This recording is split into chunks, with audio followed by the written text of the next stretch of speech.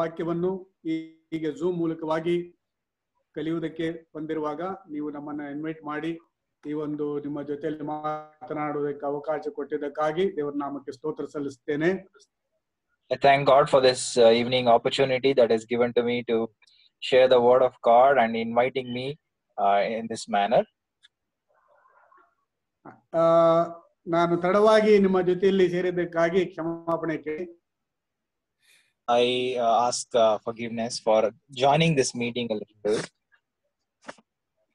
ಈ ಸಮಯದಲ್ಲಿ ನಾವು ಧ್ಯಾನಕ್ಕೋಸ್ಕರವಾಗಿ ಲೂಕನ ಬರೆದ ಸುವಾರ್ತೆ 14ನೇ ಅಧ್ಯಾಯ 25ನೇ ವಚನದಿಂದ 35ನೇ ವಚನದವರೆಗೂ ಓದಿಕೊಳ್ಳೋಣ.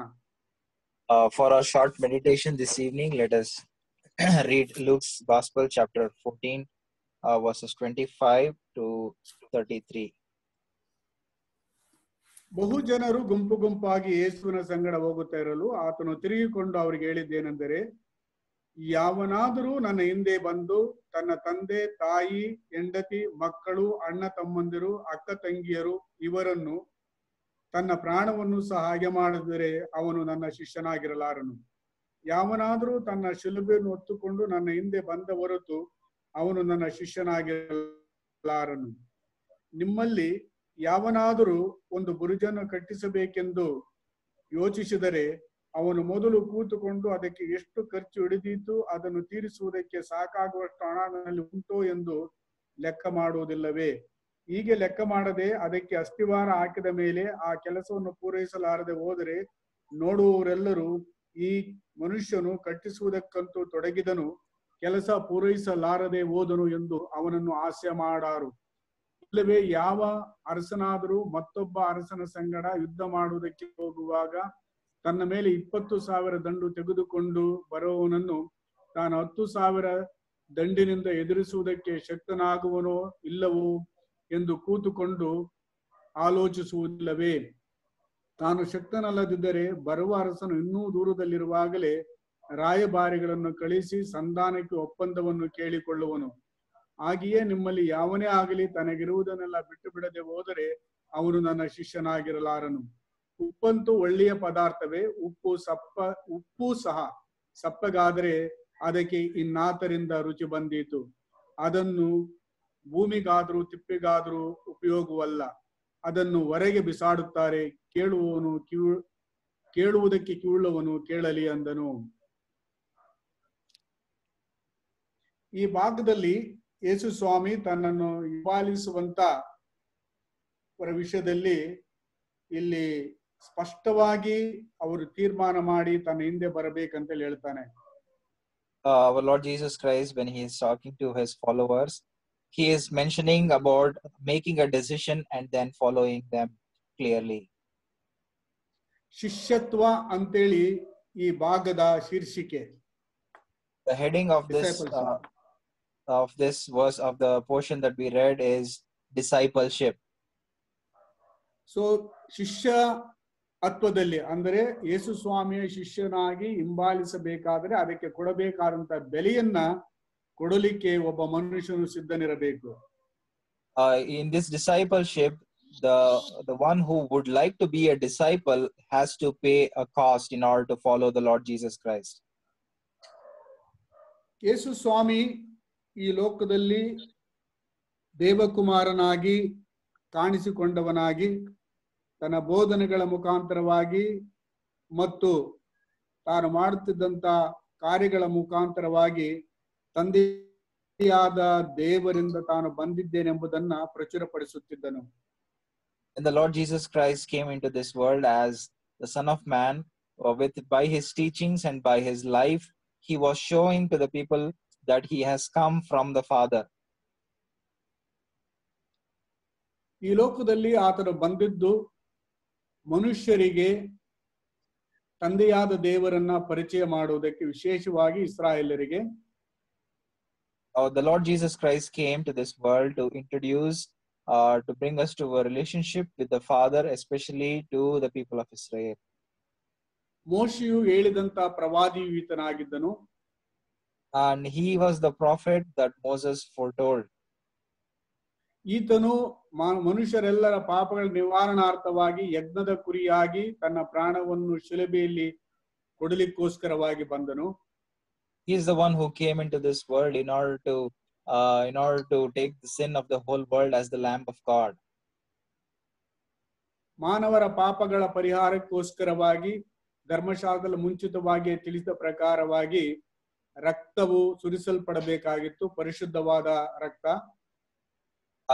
In order, we see in the law, we see that the remission of blood was needed for the forgiveness of sins, and for that he came into this world.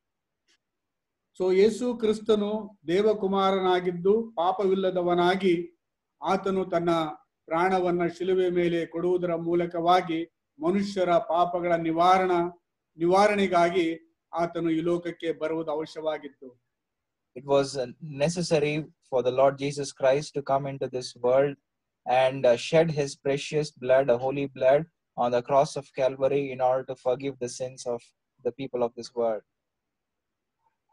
ಆತನು ಈ ಲೋಕಕ್ಕೆ ಬಂದು ತಂದೆಯಾದ ದೇವರು ತನ್ನನ್ನ ಯಾವ ಉದ್ಯೋಗಕ್ಕೋಸ್ಕರವಾಗಿ ಅಥವಾ ಯಾವ ಕಾರ್ಯಕ್ಕೋಸ್ಕರ ಕಳಿಸಿದ್ದಾನೋ ಅದನ್ನ ಮಾಡುವವನಾಗಿ ತಂದೆಯಿಂದ ಕೇಳಿದ್ದನ್ನ, ತಂದೆ ಹೇಳಿದ್ದನ್ನ, ತಂದೆ ಮಾಡು ಅಂತ ಹೇಳುವಂತ ಕೆಲಸವನ್ನ ಆತನು ತನ್ನ ಪ್ರತಿಯೊಂದು ಕಾರ್ಯದಲ್ಲಿಯೂ ಮಾಡುತ್ತಾ ತೋರಿಸುತ್ತಾ ಜನರಿಗೆ ತಂದೆಯನ್ನ ಪರಿಚಯಪಡಿಸಿದನು. The Lord Jesus, when he was in this world, as he came to introduce the Father in heaven to the people of this world, he always did what he heard and what he saw from the Father, and he always did what was the will of the Father, and he taught that to the people when he was living in this world. ಆತನು ಈ ಲೋಕದಲ್ಲಿದ್ದಾಗ ಹೇಳಿದ್ದು, ನಾನು ನನ್ನ ಸ್ವಂತ ಚಿತ್ತವನ್ನು ಮಾಡಲು ಬರಲಿಲ್ಲ. The Lord said, I have not come to do my own will.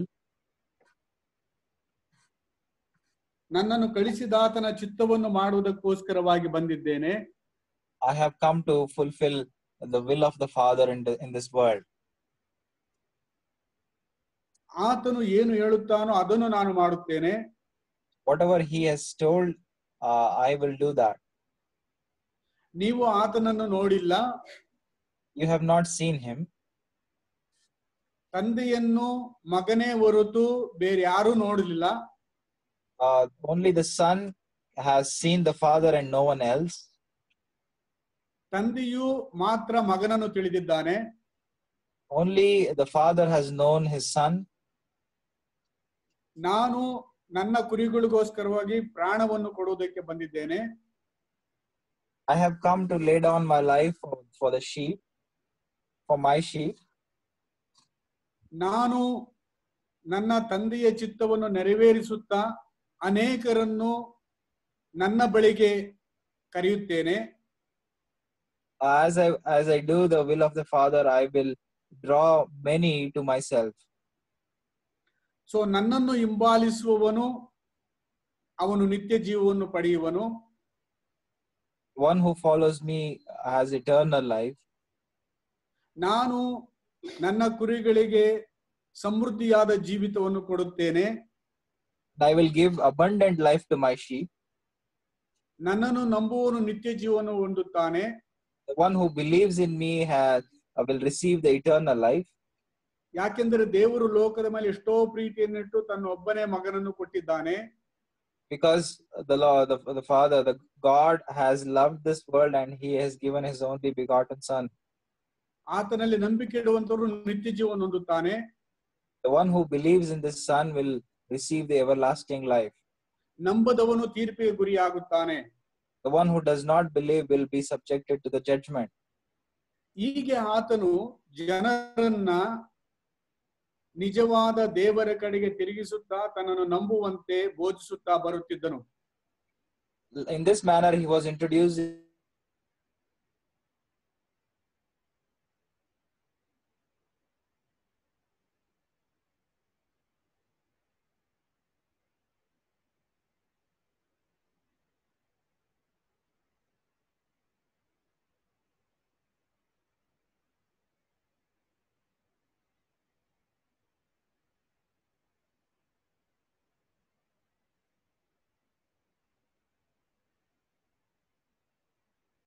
when Andrew, Simon, they were fishing, the Lord Jesus Christ told them, "Follow me, and I will make you fishers of men."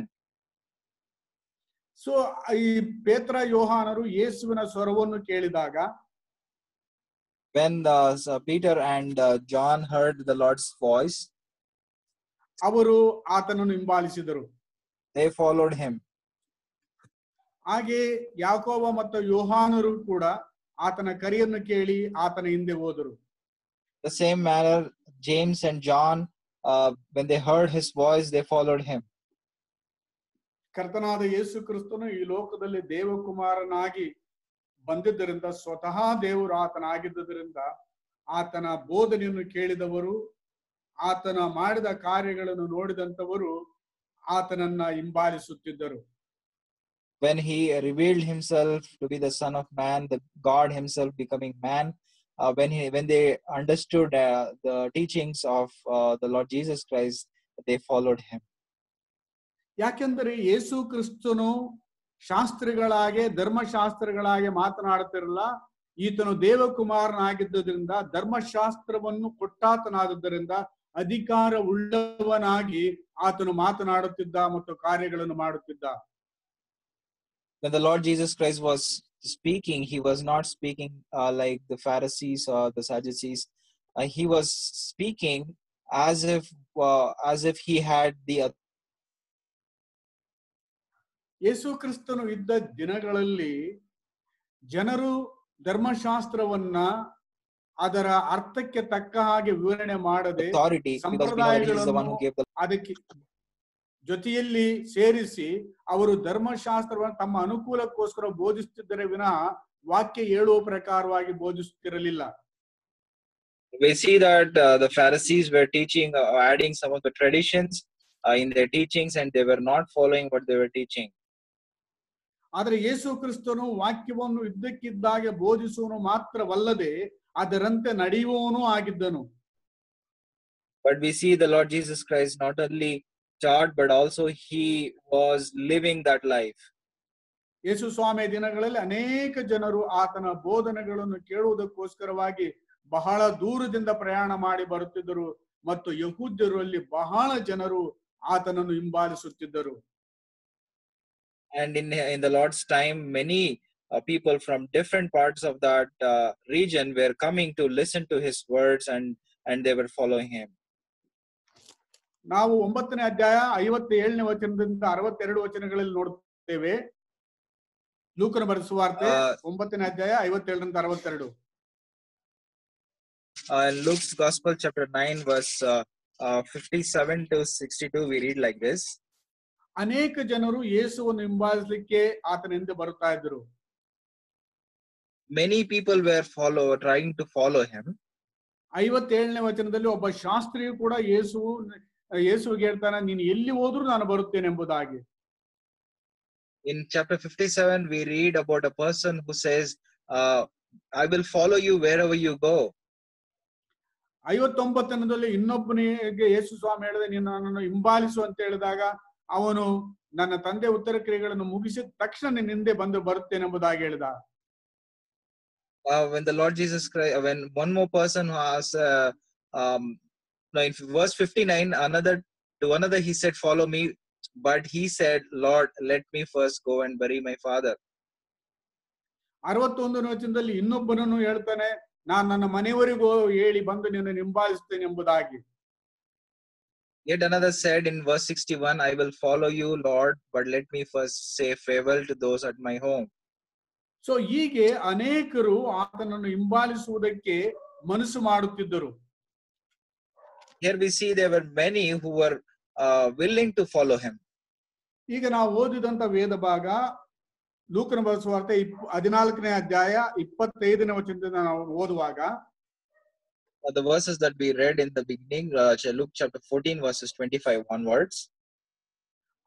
25ನೇ ವಚನದ ಬಹು ಜನರು ಗುಂಪಾಗಿ ಯೇಸುವಿನ ಸಂಗಡ ಹೋಗುತ್ತಾ ಇದ್ದರು. We read that now great crowds accompanied him or followed him. ಅನೇಕರು ಯೇಸುವಿನಲ್ಲಿ ನಂಬಿಕೆ ಇಟ್ಟು ಆತನನ್ನು ಹಿಂಬಾಲಿಸುತ್ತಾ ಹೋಗುತ್ತಿದ್ದರು. many people, they believed in the Lord Jesus Christ and they were following him.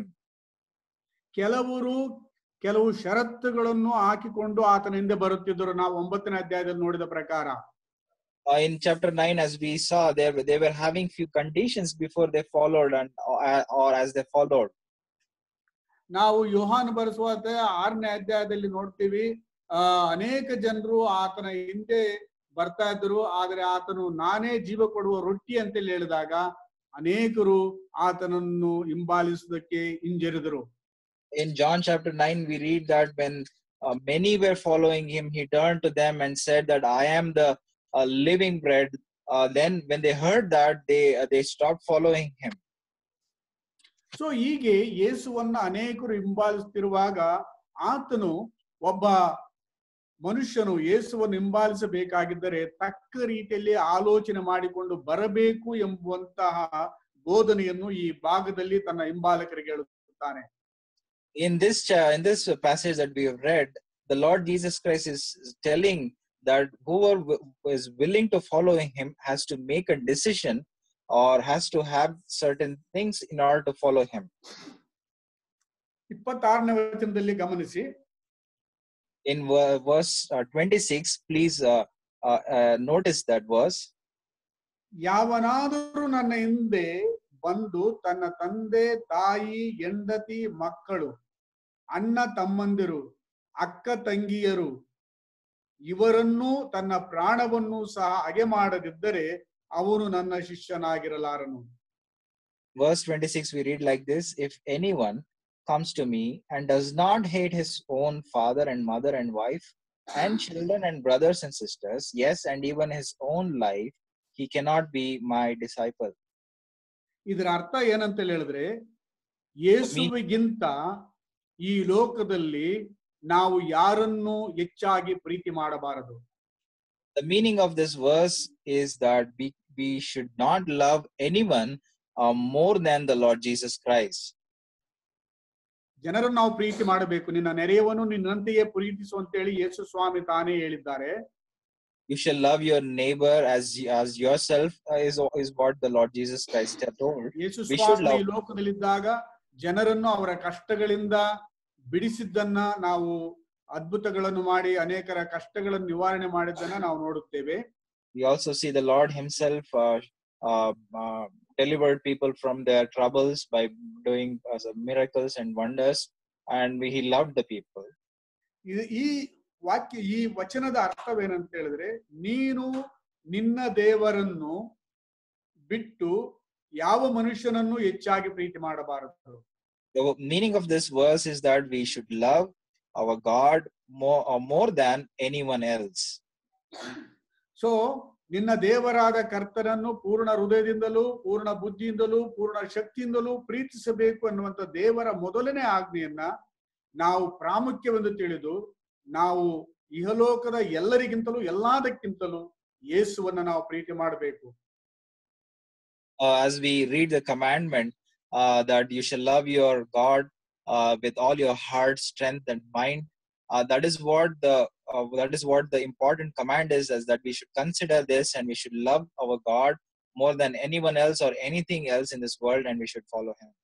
So ಮೊದಲನೇ ಕಂಡೀಷನ್, ಯೇಸುವಿನ ಶಿಷ್ಯನಾಗಬೇಕಾಗಿದ್ದರೆ ಅವನು ಎಲ್ಲರಿಗಿಂತಲೂ ಯೇಸುವನ್ನ ಹೆಚ್ಚಾಗಿ ಪ್ರೀತಿ ಮಾಡುವನಾಗಿರಬೇಕು.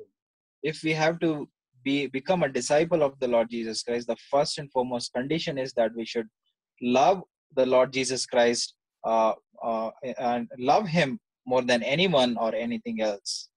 27ನೇ ವಚನದಲ್ಲಿ ಎರಡನೆಯ condition. In verse 27 we see the second condition. ಯಾವನಾದರೂ ತನ್ನ ಶಿಲುಬೆಯನ್ನು ಹೊತ್ತುಕೊಳ್ಳಬೇಕು. The second condition is whoever does not bear his own cross, bearing his own cross. ಯೇಸು ಕ್ರಿಸ್ತನು ಈ ಶಿಲುಬೆಯ ವಿಷಯದಲ್ಲಿ ಮಾತನಾಡುವಾಗ ಈ ಶಿಲುಬೆ ಅಂದ್ರೆ ಏನನ್ನುವಂಥದ್ದು ಆತನ ಶಿಷ್ಯರಿಗೆ ಅಷ್ಟು ಸ್ಪಷ್ಟವಾಗಿ ಗೊತ್ತಾಗಲಿಲ್ಲ. When the Lord was speaking this, the disciples did not understand what exactly was bearing the cross. ಯಾವಾಗ ನಮ್ಮ ಕರ್ತನಾದ ಯೇಸು ಕ್ರಿಸ್ತನು ಆ ಶಿಲುಬೆಯ ಮೇಲೆ ಸತ್ತನೋ ಆಗ ಶಿಷ್ಯರಿಗೆ ಶಿಲುಬೆಯನ್ನು ಹೊರುವುದು, ಆತನ ಶಿಲುಬೆಯನ್ನು ಹೊತ್ತುಕೊಂಡು ಆತನ ಹಿಂದೆ ಹೋಗುವುದು ಏನೆಂಬುದು ಸ್ಪಷ್ಟವಾಗಿ ಅರ್ಥವಾಯಿತು. Only when the disciples saw the Lord Jesus Christ crucified and died on that cross, then they understood the meaning of these words, bearing his own cross. ಇದರ ಅರ್ಥ ಏನಂತ ಹೇಳಿದ್ರೆ, ಯೇಸುವನ್ನು ನಾವು ಹಿಂಬಾಲಿಸಬೇಕಾಗಿದ್ದರೆ ಮರಣವನ್ನು ಹೊಂದಲಿಕ್ಕೂ ನಾವು ಸಿದ್ಧರಾಗಿರಬೇಕು. ಯೇಸು ಕ್ರಿಸ್ತನನ್ನು ಹಿಂಬಾಲಿಸಿದ ಕಾರಣ. The meaning of this verse is that we should be even ready to give our life if we for the sake of following the Lord Jesus Christ. ಯೇಸುವಿನ ಶಿಲುಬೆಯ ಕುರಿತಾಗಿ ಸ್ವಲ್ಪ ಆಲೋಚನೆ ಮಾಡೋಣ. Let us meditate upon the cross of our Lord Jesus Christ. ಯೇಸು ಕ್ರಿಸ್ತನು ಆತನು ಯಾವ ಅನ್ಯಾಯವನ್ನು ಮಾಡಲಿಲ್ಲ. Jesus Christ did not do any injustice. ಆತನು ಶಿಲುಬೆಯ ಮರಣವನ್ನು ಹೊಂದುವುದಕ್ಕೆ ಯೋಗ್ಯವಾದ ಯಾವ ಅಪರಾಧವನ್ನು ಮಾಡಲಿಲ್ಲ. Neither did he do anything that deserved him the cross. ಆಗಿನ ಕಾಲದ ದೇಶಾಧಿಪತಿಯಾಗಿದ್ದಂತಹ ಪಿಲಾತನು ಸಹ ಈತನಲ್ಲಿ ಯಾವ ಅಪರಾಧವಿಲ್ಲ, ಮರಣ ಶಿಕ್ಷೆಗೆ ಕೊಡಲಿಕ್ಕೆ ಎಂಬುದಾಗಿ ಆತನು ಹೇಳಿದನು. Even Pilate, when he examined, he said that I don't see any fault in him that he deserves to be crucified. ಯೇಸು ಕ್ರಿಸ್ತನ ಮೇಲೆ ಸುಳ್ಳು ಅಪರಾಧಗಳನ್ನ ಹೊರಿಸಿದರು. They brought before him false witnesses. ಆತನಿಗೆ ಅನ್ಯಾಯವಾದ ಮರಣ ಶಿಕ್ಷೆಯನ್ನು ಕೊಟ್ಟರು. And they gave him a death sentence which was unjust. ಆತನನ್ನ ಸಾರ್ವಜನಿಕವಾಗಿ ಪಿಲಾತನ ಅಂಗಳದಲ್ಲಿ ಸಿಪಾಯಿಗಳು ಹಾಸ್ಯ ಮಾಡಿದರು. In Pilate's praetorium, we see that the soldiers mocked the Lord Jesus Christ publicly. ಆತನು ಯಹೂದ್ಯರ ಅರಸನು ಎಂಬುದಾಗಿ ಆತನನ್ನು ಪರಿಹಾಸ್ಯ ಮಾಡಿದರು. They mocked him, saying that you are the king of Jews. ಆತನ ತಲೆಯ ಮೇಲೆ ಮುಳ್ಳಿನ ಕಿರೀಟವನ್ನಿಟ್ಟು ಆತನನ್ನು ಅವಮಾನಪಡಿಸಿದರು. They put the crown of thorns on his head and they beat him. They mocked him. ರಾಜನೆಂದು ಹೇಳಿ ಆತನಿಗೆ ಕೆಂಪಾದ ನಿಲುವಂಗಿಯನ್ನು ತೊಡಿಸಿ ಆತನಿಗೆ ಅವಮಾನ ಮಾಡಿದರು. And they mocked him, saying that you are the king, and they put on him the red cloth. ಆತನಿಗೆ ಕೈಯಲ್ಲಿ ಬೆತ್ತವನ್ನು ಕೊಟ್ಟು ರಾಜನನ್ನು ಅಧಿಕಾರದಿಂದ ಆಳಬೇಕಂತೇಳಿ ಅದೇ ಬೆತ್ತವನ್ನು ಕಸಿಕೊಂಡು ಆತನನ್ನು ಹೊಡೆದರು. We see that they gave a staff in his hand, and then they took it back and hit his head also. ಆತನ ಮುಖಕ್ಕೆ ಉಗುಳಿದರು. They spat on his face. ಆತನ ಮೇಲೆ ಶಿಲುಬೆಯನ್ನು ಹೊರಿಸಿ ಕಪಾಲ ಎಂಬ ಸ್ಥಳಕ್ಕೆ ಕರ್ಕೊಂಡು ಹೋದ್ರು. They took him to a place of Golgotha. ಅಲ್ಲಿ ಆತನನ್ನ ಎಲ್ಲರ ಮುಂದೆ ಇಬ್ಬರ ಕಳ್ಳರ ಮಧ್ಯದಲ್ಲಿ ಅಪರಾಧಿ ಅಂತೇಳಿ ಎಣಿಸಿ ಆತನನ್ನು ಶಿಲುಬೆಗೆ ಹಾಕಿದರು. And he was made to be crucified between the two thieves. ಆತನಿಗೆ ಅವಮಾನ ಪಡಿಸಿ ಈತನು ಶಿಲುಬೆಯಿಂದ ಇಳಿದು ಬರಲಿ, ದೇವರ ಮಗನಾಗಿದ್ದು ನಂಬುತ್ತೇವೆ ಅಂತ ಹೇಳಿದರು. And they also mocked and said, if you are the son of God, you come down from the cross, then we will believe. ಇವೆಲ್ಲ ಹೇಳುವುದರ ಉದ್ದೇಶ ಏನಂತ ಹೇಳಿದ್ರೆ,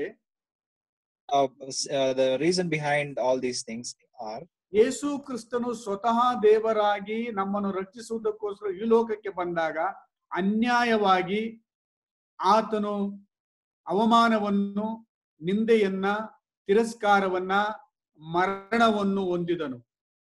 When the Lord Jesus Christ came to this world, God becoming flesh, and he lived in this world in order to save mankind, but the people, they rejected him, they mocked him, and they put him on the cross. ನಿನ್ನ ಶಿಲುಬೆಯನ್ನು ಹೊತ್ತುಕೊಂಡು ಬಾ ಎಂದು ಯೇಸು ಸ್ವಾಮಿ ಒಬ್ಬ ಶಿಷ್ಯನಿಗೆ ಕರೆಯುವಾಗ, when the Lord is telling a disciple, you bear your own cross and follow me, ನನ್ನ ನಿಮಿತ್ತವಾಗಿ ಈ ಲೋಕದಲ್ಲಿ ನೀನು ಅನ್ಯಾಯವಾದಂತಹ ಹಿಂಸೆಗಳನ್ನ, ಈ ಮರಣವನ್ನು ಸಹ ಹೊಂದಲಿಕ್ಕೆ ನೀನು ಹಿಂಜರಿಯಬಾರದು, ನನ್ನ ಶಿಷ್ಯನಾಗಬೇಕಾಗಿದ್ದರೆ. if you would like to be my disciple, you should be ready even to die for my sake. You should not go backward. You should be even ready to be willing to be sacrificed and experience that injustice in your life. ಮೊದಲನೇದಾಗಿ ನಾವು ಹೇಳಿದ ಪ್ರಕಾರ, ಇಲ್ಲಿ ನಾವು ನೋಡಿದ ಪ್ರಕಾರವಾಗಿ, ಮೊದಲು ದೇವರಿಗಿಂತಲೂ ನಾನು ಯಾರನ್ನು ಹೆಚ್ಚಾಗಿ ಪ್ರೀತಿ ಮಾಡಬಾರದು. Firstly, we saw that we should love the Lord more than anyone else. ಎರಡನೇದಾಗಿ ನನ್ನ ಶಿಲುಬೆಯನ್ನ, ಅಂದ್ರೆ ಮರಣಕ್ಕೂ ಸಿದ್ಧನಾಗಿ ಪ್ರತಿ ದಿವಸವೂ ಆತನಿಗೋಸ್ಕರವಾಗಿ ಸಾಯುವುದಕ್ಕೂ ಅವಮಾನ ಹೊಂದುವುದಕ್ಕೂ ನಾನು ಸಿದ್ಧನಿರಬೇಕು. Secondly, we are saying that we should bear our own cross. That means we should even be ready for death or shame for his sake. ಮೂರನೇದಾಗಿ, Thirdly, 27ನೇ ವಚನದಲ್ಲಿ ನನ್ನ ಹಿಂದೆ ಬರಬೇಕು. we read that you should come or follow me. You should follow me. ಯೇಸು ಕ್ರಿಸ್ತನನ್ನ ಈ ಎಲ್ಲಾ ಹಿಂಸೆಗಳ ಮಧ್ಯದಲ್ಲಿಯೂ, ಕಷ್ಟಗಳ ಮಧ್ಯದಲ್ಲಿಯೂ, ಅವಮಾನಗಳ ಮಧ್ಯದಲ್ಲಿಯೂ, ತಿರಸ್ಕಾರಗಳ ಮಧ್ಯದಲ್ಲಿಯೂ ಬಿಡದೆ ಪ್ರತಿದಿನವೂ ನಾವು ಆತನನ್ನ ಹಿಂಬಾಲಿಸುತ್ತಾ ಹೋಗಬೇಕು. We should, even in our difficulties or unjust situations or mockery or any other situation that we face for his name's sake, we should continue to follow him. We should be in the faith. So ಯೇಸುವಿನ ಶಿಷ್ಯನಾಗಬೇಕಾಗಿದ್ದರೆ ಅಂತವನು 3 ಷರತ್ತುಗಳನ್ನ ಒಪ್ಪಿಕೊಂಡವನಾಗಿರಬೇಕು. If you and I have to be a disciple, we should agree to these 3 conditions. ಮುಂದಕ್ಕೆ ನಾವು ಆತನನ್ನ ಹಿಂಬಾಲಿಸಬೇಕಾಗಿದ್ದರೆ ನಿರ್ದಿಷ್ಟವಾದಂತಹ ತೀರ್ಮಾನವನ್ನು ನಾವು ಮಾಡಿಕೊಂಡೇ ಆತನನ್ನು ಹಿಂಬಾಲಿಸಬೇಕು ಎಂಬುದಾಗಿ ಆತನ 2 ಉದಾಹರಣೆಗಳು ಕೊಡ್ತಾನೆ. If we have to follow as disciples of the Lord Jesus Christ, he gives 2 examples as to tell us the decision that we should make before we follow him. 28ನೇ ವಚನದಲ್ಲಿ ಬುರುಜನ್ನು ಕಟ್ಟಿಸುವವನು ಅದನ್ನು ಕಟ್ಟುವುದಕ್ಕಿಂತ ಮುಂಚಿತವಾಗಿ ಕುಳಿತುಕೊಂಡು ಎಷ್ಟು ಅದಕ್ಕೆ ಖರ್ಚಾಗ್ತದೆ ಎಂಬುದಾಗಿ ಲೆಕ್ಕಾಚಾರ ಮಾಡಬೇಕು. In verse 28, he gives an example of building a tower. For which of you desiring to build a tower does not first sit down and count the cost, whether he has enough to complete it? 31ನೇ ವಚನದಲ್ಲಿ ಒಬ್ಬ ಅರಸನು ಇನ್ನೊಬ್ಬ ಅರಸನ ಮೇಲೆ ಯುದ್ಧಕ್ಕೆ ಹೋಗುವಾಗ ತನ್ನ ಬಳಿಯಲ್ಲಿರುವಂತಹ ಸೈನ್ಯದವರಿಂದ ವಿರೋಧಿಯನ್ನ ನಾನು ಜಯಿಸಬಹುದಾ ಅಂತೇಳಿ ಕುಳಿತುಕೊಂಡು ಆಲೋಚನೆ ಮಾಡಬೇಕು. In verse 31, he gives an example of a king going out against war with another king, where he has to sit down and first calculate whether he has enough army within his disposal to wage war against the other king. ಯೇಸುವನ್ನು ನಾವು ಹಿಂಬಾಲಿಸಬೇಕಾಗಿದ್ದರೆ ಕುಳಿತು ಯೋಚನೆ ಮಾಡಿ ಸರಿಯಾದ ತೀರ್ಮಾನವನ್ನು ತಕೊಂಡು ಆತನ ಹಿಂದೆ ನಾವು ಹೋಗಬೇಕು. In order to follow him, we have to make these certain decisions before we follow him. 33ನೇ ವಚನದಲ್ಲಿ ಆತನ ಹೀಗೆ ಹೇಳ್ತಾನೆ, Verse 33, ಯಾರಾದರೆ ನಿಮ್ಮಲ್ಲಿ ಯಾವನೇ ಆಗಲಿ ತನಗಿರುವುದನ್ನೆಲ್ಲ ಬಿಟ್ಟು ಬಿಡದೆ ಹೋದರೆ ಅವನು ನನ್ನ ಶಿಷ್ಯನಾಗಿರಲಾರನು. Verse 33, he says, so therefore any one of you who does not renounce all that he has cannot be my disciple. So Yesu ಕ್ರಿಸ್ತನ ಹಿಂಬಾಲಕರು ನಾವಾಗಬೇಕಾಗಿದ್ರೆ ನಮಗಿರುವುದೆಲ್ಲವನ್ನು ನಾವು ಬಿಡಲಿಕ್ಕೆ ಸಿದ್ಧರಿರಬೇಕು.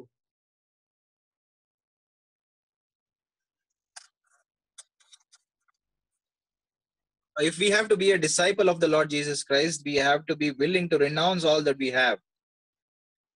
ಗಲಾತ್ಯ 2:20ರಲ್ಲಿ Galatians chapter 2 verse 20, ಪೌಲನು ಹೇಳುವುದೇನೆಂದರೆ, ಇನ್ನು ಜೀವಿಸುವ ನಾನಲ್ಲ, ಕ್ರಿಸ್ತನು ನನ್ನಲ್ಲಿ ಜೀವಿಸುತ್ತಾನೆ.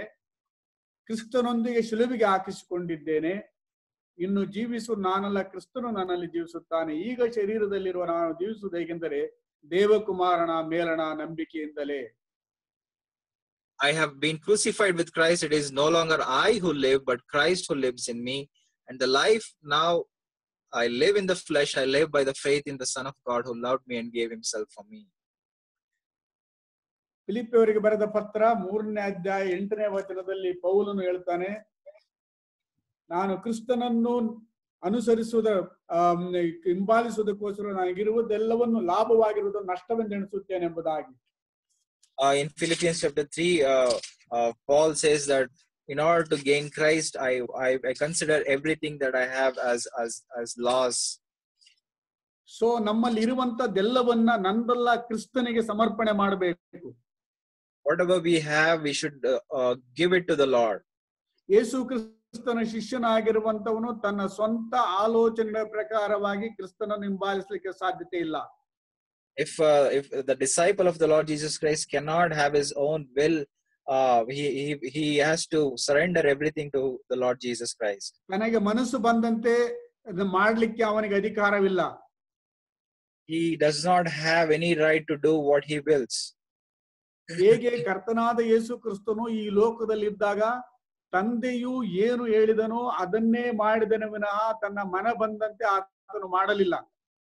As the Lord Jesus Christ, when he was in this world, he did everything that that pleased the Father, and he did not do anything according to his own will. ಯೇಸು ಕ್ರಿಸ್ತನು ಸ್ವತಃ ದೇವರಾಗಿದ್ದನು, ತ್ರಿಯೇಕತ್ವದಲ್ಲಿ ಆತನು ಒಬ್ಬನು. Even though the Lord Jesus Christ being God himself, the second person of the Trinity, ಆತನು ಈ ಲೋಕಕ್ಕೆ ಬಂದಾಗ ತಂದೆಯು ಏನು ಹೇಳಿದನೋ ಅದನ್ನೇ ಮಾಡಿದನು. Whatever the Father told him, he did always what he said. ಯೇಸು ಸ್ವಾಮಿಯ ಶಿಷ್ಯನಾಗಿ ಆಗಿರುವಂತವನು, in order to be a disciple of the Lord Jesus, ಯೇಸು ಏನ್ ಹೇಳ್ತಾನೋ, ಆತನ ವಾಕ್ಯದಲ್ಲಿ ಏನು ಮಾಡುವುದಕ್ಕೆ ನಮ್ಮನ್ನು ಆತನು ಅನುಮತಿಸುತ್ತಾನೋ ಅದನ್ನು ಆತನು ಹೇಳಿದ ಹಾಗೆಯೇ ನಾವು ಮಾಡುವುದಕ್ಕೆ ಬದ್ಧರಾಗಿರ್ತೇವೆ ವಿನಃ ನಮ್ಮ ಮನ ಬಂದಂತೆ ನಡೆಯುವುದಕ್ಕಲ್ಲ. If we claim to be a disciples, or if we are to be disciples of the Lord Jesus, we cannot have our own ways. We should always be doing what he says, and we should always be obedient to his words. So ಆದ್ದರಿಂದ ಯೇಸುವಿನ ಶಿಷ್ಯನಾಗಿರುವಂತವನು ಈ ಬೆಲೆಯನ್ನು ಕೊಡಲಿಕ್ಕೆ ಸಿದ್ಧನಾಗಿದ್ದರೆ ಮಾತ್ರ ಅವನು ಯೇಸುವಿನ ಶಿಷ್ಯನಾಗಿರ್ಲಿಕ್ಕೆ ಸಾಧ್ಯತೆ ಉಂಟು. Only when the disciple is ready to pay the cost for the discipleship, he can be a true disciple. ಮೊದಲನೇದಾಗಿ ಅವನು ದೇವರ ಯೇಸು ಕ್ರಿಸ್ತನನ್ನು ಬಿಟ್ಟು ಬೇರೆ ಯಾರನ್ನೂ ಪ್ರೀತಿಸಬಾರದು. ಹೆಂಡತಿ, ಮಕ್ಕಳು, ಒಡ ಹುಟ್ಟಿದವರು, ಬೇರೆ ಯಾರನ್ನೂ ಪ್ರೀತಿಸುವಾಗಿಲ್ಲ ಅವನು. Firstly, we see that he cannot love his relatives or his wife or mother or children or brothers, anyone more than the Lord Jesus Christ. ಎರಡನೇದಾಗಿ ಶಿಲುಬೆಯನ್ನು ಹೊರುವವನಾಗಿದ್ದು ಮರಣವನ್ನು ಹೊಂದಲಿಕ್ಕೋಸ್ಕರ ಕ್ರಿಸ್ತನಿಗೋಸ್ಕರವಾಗಿ ಅವನು ಮುಂದೆ ಆತನು ತೀರ್ಮಾನ ಮಾಡಿಕೊಂಡಿರಬೇಕು. Secondly, we see that he should make a decision in order to bear his own cross, even to face death. ಮೂರನೇದಾಗಿ ಪ್ರತಿ ದಿವಸವೂ ಆತನ ಜೊತೆಯಲ್ಲಿ ನಡೆಯುತ್ತಾ ಆತನು ಹೇಳಿದ್ದನ್ನ ಆತನು ಹೇಳಿದ ರೀತಿಯಲ್ಲಿಯೇ ಕೇಳಿಸಿಕೊಂಡು ಮಾಡುವವರಾಗಿರಬೇಕು. Thirdly, we see that every day in his life that he listens to the voice of his master, his Lord, and then he will walk accordingly, not his own ways but the Lord's way. ಯಾವುದೋ ಒಂದು ದಿವಸ ವಾಕ್ಯ ಕೇಳಿ ಪ್ರೇರೇಪಣೆ ಆಯಿತು, ಅವತ್ತು ಮಾತ್ರ ವಾಕ್ಯದ ಪ್ರಕಾರವಾಗಿ ನಡೆಯುವುದು, ಇನ್ನೊಂದು ದಿವಸ ನನ್ನ ಮನ ಬಂದಂತ ನಡೆಯುವುದು ಅನ್ನುವಂತ ರೀತಿ ಇಲ್ಲ. 24/7 ಪ್ರತಿ ದಿವಸವೂ ನಾವು ಯೇಸುವಿನ ಸ್ವರವನ್ನು ಕೇಳಿ ಆತನು ಹೇಳಿದ ಹಾಗೆ ನಾವು ನಡೆಯುವರಾಗಿರಬೇಕು. When we hear the word of God, when we are pricked, we walk, but one day, but the next day we walk according to our own will. That is not the way of disciple. The way of a disciple, he has to walk according to the Lord's will every day of his life, 24/7. ನಾಲ್ಕನೇದಾಗಿ ನಾವು ಎಲ್ಲವನ್ನ ಆತನಿಗೋಸ್ಕರವಾಗಿ ಕಸಬೆಂದೆಣಿಸಬೇಕು, ಅಥವಾ ಅವೆಲ್ಲವನ್ನು ಆತನಿಗೆ ನಾವು ಶರಣಾಗತರಾಗಿ ಒಪ್ಪಿಸಬೇಕು. ನನ್ನ ಜ್ಞಾನ, ನನಗಿರುವಂತ ವರಗಳು, ನನಗಿರುವಂತ ಬಲ, ನನಗಿರುವಂತ ಆಸ್ತಿ, ಸಂಪಾದನೆ, ಇವೆಲ್ಲವನ್ನ ನಾನು ದೇವರಿಗೆ ಶರಣಾಗಿ ಸಮರ್ಪಿಸಬೇಕು. Whatever we have, whatever gift, the talent, the strength, and what we have earned, we have to surrender everything to the Lord, and we have to follow him according to his will. ಇನ್ನೊಂದು ಮಾತಿನಲ್ಲಿ ಹೇಳಬೇಕಾಗಿದ್ರೆ, ನಾವು ಪ್ರತಿಯೊಂದು ನಮ್ಮ ಪ್ರತಿದಿನದ ಅವಶ್ಯಕತೆಗಳಿಗಾಗಿ ಮತ್ತು ನಮಗೆ ಬೇಕಾದಂತ ಅಗತ್ಯತೆಗಳಿಗಾಗಿ ನಾವು ಆತನನ್ನೇ ಎದುರು ನೋಡಿ ಆತನಿಂದ ಪಡೆದುಕೊಂಡು ಆತನ ಬಲದ ಮೇಲೆ ಆತನ ಶಕ್ತಿಯ ಮೇಲೆ ಆತನು ಹೇಳಿದಾಗೆ ನಾವು ನಡೆಯುವವರಾಗಿರ್ಬೇಕೆ ವಿನಃ ನಮ್ಮ ಸ್ವಂತ ಇಚ್ಛೆಯ ಅಥವಾ ಸ್ವಂತ ಶಕ್ತಿ ಮೇಲೆ ಆತುಕೊಂಡಲ್ಲ. Every day as we walk, every day for everything, even for a small thing, that we always look to the Lord for every need by faith and by His power and strength, not according to our strength that we look to ourselves, but we look to the Lord every day. ಹಾಗೆ ನಾವು ನಡೆಯುವಾಗ ನಾವು ಆತನ ಶಿಷ್ಯರಾಗುತ್ತೇವೆ. When we walk in this manner, we will become His disciples.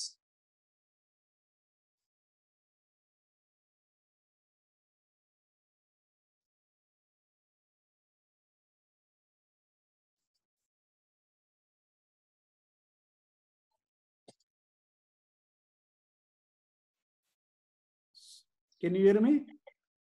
Hello. Can you hear me? Yes, uncle.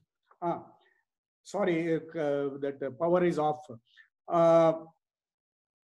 ಹಾಗೆ ನಾವು ಆತನ ಮಾತನ್ನು ಕೇಳಿ ಆತನು ಹೇಳಿದಾಗೆ ನಡೆದಾಗ ನಾವು ಆತನ ಶಿಷ್ಯರಾಗುತ್ತೇವೆ. Only when we listen to Him and follow that, then only we can be disciples. ಯಾವಾಗ ಈ ತರದ ಆತನ ಷರತ್ತುಗಳಿಗೆ ಒಪ್ಪಿ ನಾವು ನಡೆಯುತ್ತೇವೋ, when we agree to these conditions and we follow Him, ಯೇಸು ಸ್ವಾಮಿ ಇದನ್ನ ಯೋಹಾನ ಬರೆಸುವಂತ 15ನೇ ಅಧ್ಯಾಯ 8ನೇ ವಚನದಲ್ಲಿ ಹೇಳಿರುವುದು ನಾವು ನೆರವೇರಿಸುತ್ತೇವೆ. Only then we can fulfill what the Lord has said in John chapter 15 verse 18. ನೀವು ಬಹಳ ಫಲ ಕೊಡುವುದರಿಂದಲೇ ನನ್ನ ತಂದೆಗೆ ಮಹಿಮೆ ಉಂಟಾಗುವುದು ಮತ್ತು ನನ್ನ ಶಿಷ್ಯರಾಗುವಿರಿ. 15 verse 8. By this my Father is glorified, that you bear much fruit and also prove to be my disciples. ಶಿಷ್ಯನಾದಂತವನು ತನ್ನ ನಡತೆಯಿಂದ ತಂದೆಯಾದ ದೇವರಿಗೆ ಯೇಸು ಸ್ವಾಮಿಗೆ ಮಹಿಮೆ ತರುವವನಾಗಿರಬೇಕು. As a disciple, when he proves to be a disciple and he bears much fruit, he will glorify the Father in heaven and also the Lord Jesus Christ. So ಶಿಷ್ಯತ್ವಕ್ಕೆ ಕೊಡಬೇಕಾದಂತ ಬೆಲೆ ಏನಂತ ಹೇಳಿದ್ರೆ, ನಾವು ಸಂಪೂರ್ಣವಾಗಿ ನಮ್ಮನ್ನು ನಾವು ನಿರಾಕರಿಸಿ ಯೇಸುವಿನ ಹಿಂದೆ ಹೋಗುತ್ತಾ ಆತನ ಮಾತು ಕೇಳಿ ಆತನು ಹೇಳಿದ್ದನ್ನು ಈ ಲೋಕದಲ್ಲಿ ಮಾಡಿ ಆತನನ್ನು ಮಹಿಮೆಪಡಿಸುವುದೇ ಶಿಷ್ಯನ ಕರ್ತವ್ಯವಾಗಿರುತ್ತದೆ. If we have to be a disciples of the Lord Jesus Christ, then we have to agree and obey His voice and do His will, and then only we can prove to be disciples in this world and glorify Him. ಹೇಗೆ ಕರ್ತನಾದ ಯೇಸು ಕ್ರಿಸ್ತನು ತನ್ನ ತನ್ನ ಹಿಂದೆ ಬರುತ್ತದಂತ ಜನರಿಗೆ ಶಿಷ್ಯತ್ವಕ್ಕೆ ಇರಬೇಕಾದಂತ ಕೊಡಬೇಕಂತ ಬೆಲೆಯ ಕುರಿತಾಗಿ ಅವರಿಗೆ ತಿಳುವಳಿಕೆಯನ್ನು ಕೊಟ್ಟನು, ಅದೇ ರೀತಿಯಲ್ಲಿ ಇವತ್ತು ಯೇಸು ದೇವರು ನಮ್ಮನ್ನ ಈ ವಾಕ್ಯಗಳ ಮೂಲಕ ಎಚ್ಚರಿಸುತ್ತಿದ್ದಾನೆ. ನೀನು ನಿಜವಾದ ಶಿಷ್ಯನಾಗಬೇಕಾಗಿದೆ.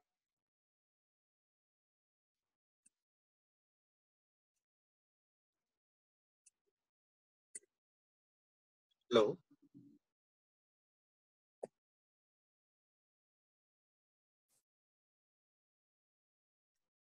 Uncle? ಕೇಳಿಸ್ಲಿಲ್ಲ.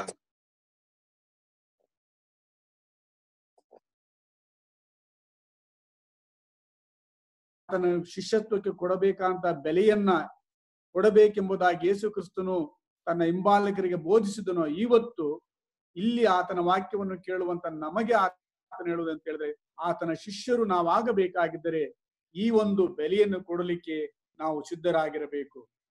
Just as the Lord Jesus Christ at that point of time, he addressed these things to the great crowds who accompanied him, the conditions for the discipleship.